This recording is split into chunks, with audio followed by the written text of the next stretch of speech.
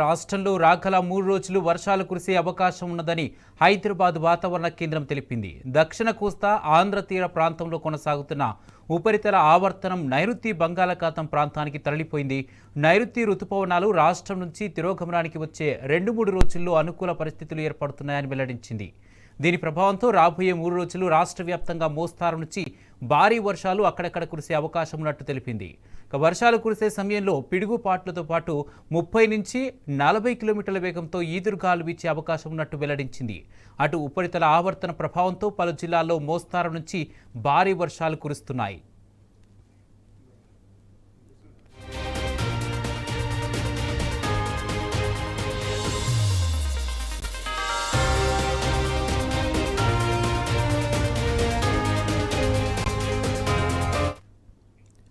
ఈశాన్య రుతుపవనాలు ఈ నెల 17 నుంచి 20 వరకు మధ్యలో వచ్చే అవకాశం ఉన్నట్టు కనిపిస్తుందని వాతావరణ శాఖ తెలిపింది.